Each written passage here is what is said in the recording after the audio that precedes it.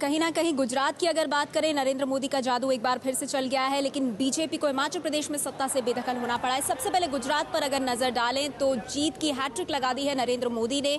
सीटों की अगर बात करें, जहां पर नतीजे आ गए हैं, जहां पर रुझान आ गया है, तो बीजेपी के खाते में 122 सीटों पर बीजेपी नरेंद्र मोदी की अगुवाई में आगे चल रही है और यह आंकड़ा 2007 की जो 117 सीटें थी उससे काफी आगे है। कांग्रेस की बात करें, टैली घट गई है। 2007 में जहां 59 सीटें मिली थी, अब कांग्रेस को 54 सीटें मिलती दिखाई दे रही हैं। 54 सीटों पर कांग्रेस आगे चल रही है और अन्यों के खाते में 6। तो ये है गुजरात की तस्वीर। इसके बाद अगर बात करें हिमाचल प्रदेश की, तो वहां बीजेपी को झटका लगा है। हिमाचल प्रदेश का जो रिकॉर्ड रहा है कि जो पार्टी सत्ता में होती है तकरीबन 22 साल से दोबारा सत्ता में वापस नहीं आई है, तो कांग्रेस ने वापसी यहां पर की है अब सत्ता में।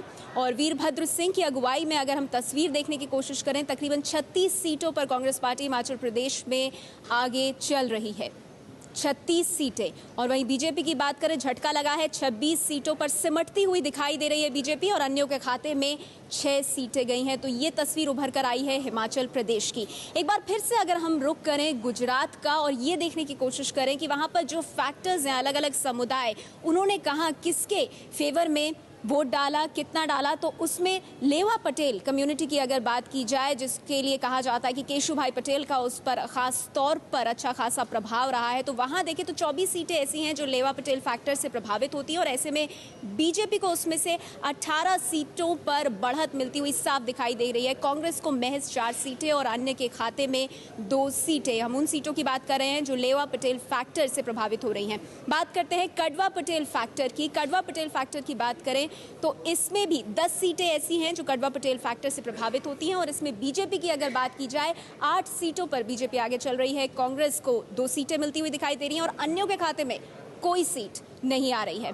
इसके अलावा एक और जो बहुत महत्वपूर्ण समुदाय है गुजरात की राजनीति में अगर देखा जाए, वो है मुस्लिम फैक्टर। अगर उसकी बात करें, 19 सीटें, 182 में से 19 सीटें ऐसी हैं जहां पर मुस्लिम फैक्टर काम करता है। बीजेपी को 12 सीटें यहां पर मिल रही हैं, कांग्रेस को 7 और अन्य के खाते में कोई सीट नहीं गई है। तो कमोबेश हर फैक्टर की अगर बात की जाए तो बीजेपी अच्छा कर रही है। इसके साथ ही अगर आदिवासी फैक्टर की भी हम बात करें गुजरात में, तो वहां पर 26 सीटें ऐसी हैं जहां पर आदिवासी फैक्टर काम करता है। बीजेपी को 11 सीटें मिल रही हैं, कांग्रेस को 14 सीटें। बीजेपी के मुकाबले ज्यादा सीटें मिलती हुई दिखाई दे रही हैं और अन्य के खाते में आई है 1 सीट। तो गुजरात की अगर बात की जाए, बीजेपी के लिए ये परचम लहराने वाली बात है। नरेंद्र मोदी की अगुवाई में, नरेंद्र मोदी के सामने शायद ही कोई और नेता था वहां पर, न बीजेपी के भीतर न कांग्रेस की तरफ से, और ऐसे में जीत की हैट्रिक लगाई है। और अब कुछ बड़े सवाल भी खड़े हो रहे हैं नरेंद्र मोदी की इस भारी जीत के बाद। बड़ा सवाल, पहला सवाल ये कि क्या मोदी प्रधानमंत्री बनेंगे, क्योंकि अब रास्ता साफ हो रहा है। दिल्ली का दरवाजा क्या उनके लिए खुलता हुआ